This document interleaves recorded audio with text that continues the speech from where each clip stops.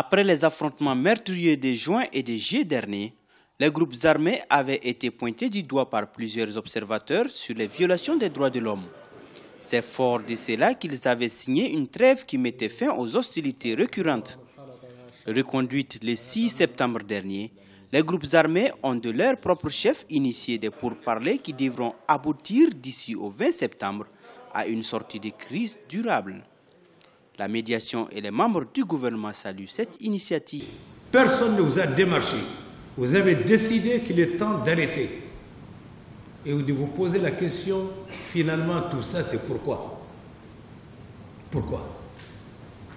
Vous avez des populations derrière vous.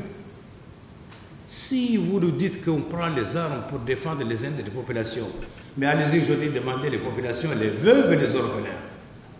Allez-y sécher les larmes et le sang. Ça suffit. Nous avons beaucoup patienté, mais nous ne sommes pas encore résignés pour dire que la paix n'est pas l'objectif ou n'est pas proche. Je crois que tout est possible. Ce que les hommes ont défait, ils peuvent le refaire. Ces initiatives, si elles sont à encourager, tombent à un moment où les Nations Unies menacent de sanctionner les responsables des entraves à la paix. Les attaques récurrentes et la prolifération des groupes terroristes inquiètent les dirigeants de la sous-région. La CEDEAO organisera une rencontre le 12 octobre dans ce sens. Parce que toutes les initiatives seront bonnes pour combattre le terrorisme.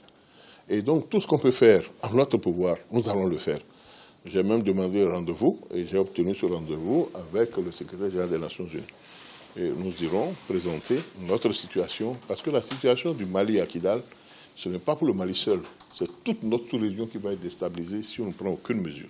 C'est pour parler des groupes armés devront à terme favoriser la cohabitation entre les communautés du nord du pays, mais surtout le retour de l'administration et l'installation du MOC, le mécanisme opérationnel conjoint.